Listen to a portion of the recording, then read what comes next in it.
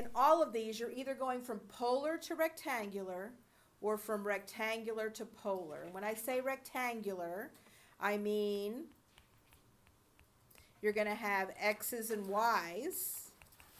And when I say polar, you're going to have r's and thetas. So if you start off with r's and thetas, or r's or thetas, you have to change it to x's and y's. You cannot have any r's or thetas in your final answer. If you start out with x's and y's, you can't have any x's and y's in your final answer. You got to convert it. So we're going to do a few of these, and some are harder than others. And then I'm going to give you some work to do, which we're going to do a few together that are harder, and then you're going to see if you can figure out the rest of them on your own. So r equals 4.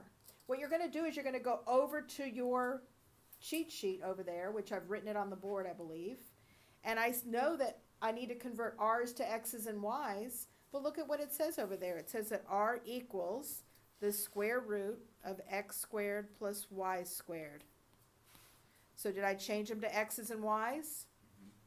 Now, they typically don't want you to have a radical in your answer, so you're going to square both sides. And then the final answer is going to be x squared plus y squared equals 16. I have taken out the r's and the thetas, which there wasn't a theta, and replaced them with x's and y's. So that one's a pretty easy, run-of-the-mill, no problem.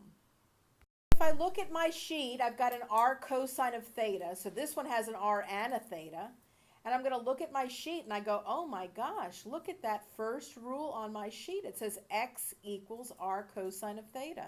So I can convert all of this to an x. Did I get rid of the r and the theta? Did I convert it to x's and y's? I'm done. Anybody have any ideas on this? What does x squared plus y squared equal? 9. No. What else is it equal on the cheat sheet? Are you supposed to be having r squared? Or Yes, it's equal to r squared equals 9, right? You typically don't leave an r squared in your answer. So we're going to square root both sides. And be careful here, r is going to equal what? 3. It's not the complete answer. What happens when you square root to Positive, negative. plus or minus? Now on the right side we have 6 cosine of theta. What do I need over there in order to convert that to an x? R.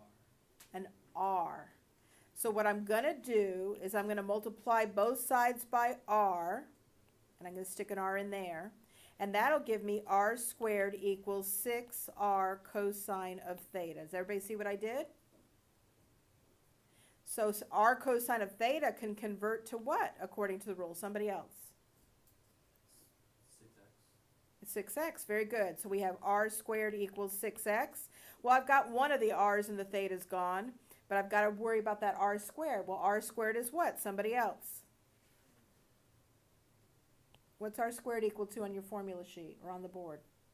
X plus y, or x2.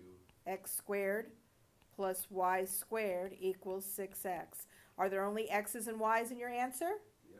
You're done. We need to first FOIL that x minus 3 squared. So everybody FOIL that for me real quick. Okay?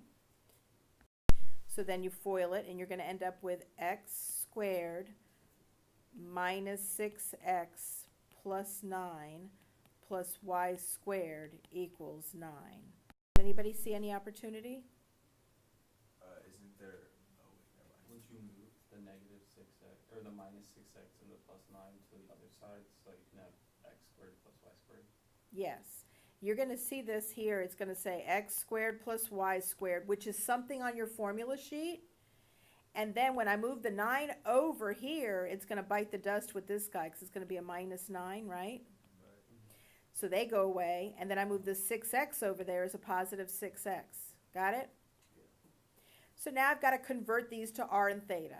I've got x's and y's, and I've got to convert it to r and theta. Well, x squared plus y squared is r squared. And x is 6r cosine of theta. So in this case, I would divide both sides by r because they both have an r to give up, and that cancels with that, and these two cancel, so it's gonna be r equals 6 cosine of theta. You're not gonna typically leave an r squared in your answer, but you're not gonna square root the other side. So if you see the opportunity where there's an r squared and an r on the other side, just divide by r to get rid of one of them, and you don't have to square root, okay? Square rooting isn't wrong, it's just not what they're looking for. They're looking for an r alone without a hood.